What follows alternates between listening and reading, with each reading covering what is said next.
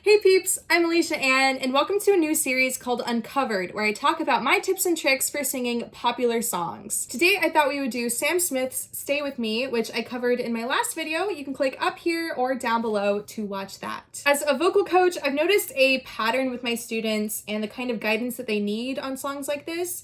So today I wanted to share that with you. Starting with the very first note we sing, people tend to be unprepared for the first note because it starts on the off beat. It's on the and of one. What you want to do is breathe before the beat of one so that you're not caught off guard and you sound like you're prepared. So I'll do one more vamp. And this is where I start breathing. Guess it's true, I'm not good at a one-night stand. The other benefit to breathing early is you get to have everything set before you start singing. If you give yourself a shallow breath, then you're gonna sound, guess it's true, it's gonna be harder to be in tune. Speaking of being in tune, the next pitfall is, again, on these first few notes, that's 3 notes, C, D, E. It's easy to sound out of tune on this because the notes are the same, they repeat, but the vowels change. So as a performer, you want to be conscious of what your vowels are and know which way, what color you're going to shade them. Guess it's true, guess, it's shaped like that, it's kind of closed. Guess it's true, I'm not good, it's more north-south. At a one-night stand, it's more which is east to west. So the note we're paying attention to is every word you sing on the C. Guess it's true, I'm not good at a one-night stand. But because they sit in different places in your mouth, they're all intrinsically going to be different notes. You can hammer away at the pitches all day until you're blue in the face, but until you make the choice as a performer to color them all the same way, it's gonna be a struggle. What do I mean by coloring my vowels? Let me show you. So I can do what we call covering. I can cover my vowels and bring them forward in the mouth so that they're all in a similar place and therefore will sound more similar. So this is what that forward sound is gonna sound like.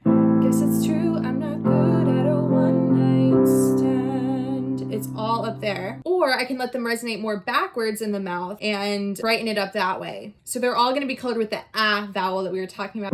Guess it's true, I'm not good at a one-night stand. So that's another choice. Neither is right or wrong. It's really a matter of opinion and what you as a performer thinks sounds the best. Honestly, no one is really going to notice. They're not gonna say like, oh, she colored her vowel like an ah. But they will notice if it's more in tune. Oh, won't you? All right, and so now we're getting into the first chorus. I want this to be lighter. I want it to be softer and sound more intimate. So I'm gonna take the piano part and move it up an octave so that there's less depth. And then with my voice, I'm gonna flip into a whispery, soft sounding head voice. Oh, won't you stay with me? I can hear my college voice teacher cringing at me because that's a very unsupported sound.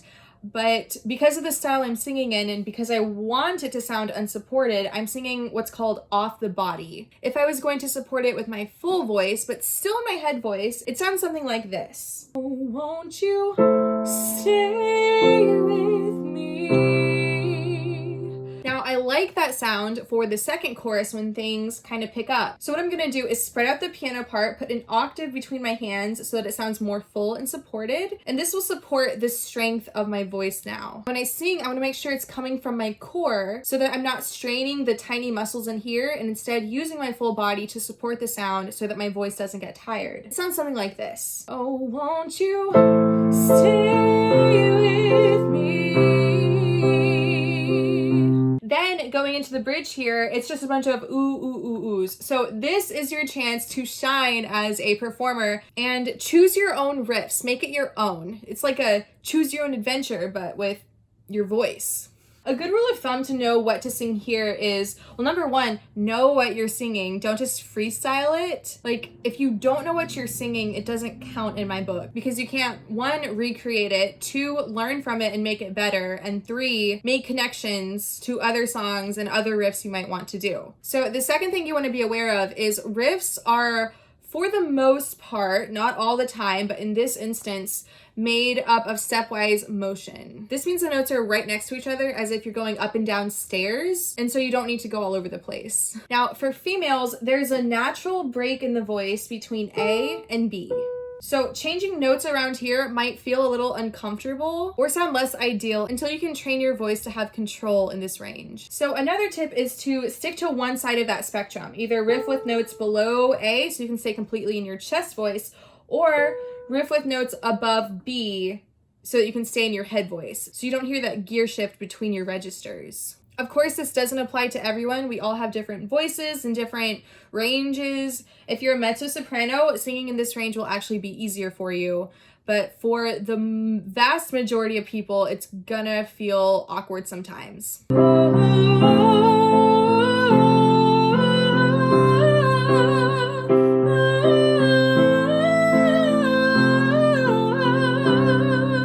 And so that brings us back to the chorus, which is repeated again up in the upper register of the piano, sung softly to give it variety.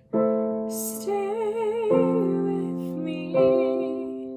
And then it'll build from there. But that's pretty much the whole song. I know it's a simple song, but there's still so much to think about. So if you have any additional questions about how to sing this, you can leave them below. I'd be happy to answer. If you have another song you'd like to see me uncover or work with you one-on-one, feel free to send me an email or a DM on any of my socials, all linked below, and I'd be happy to do that. So that's gonna be it for now. Thanks for watching, and I'll see you in the next one.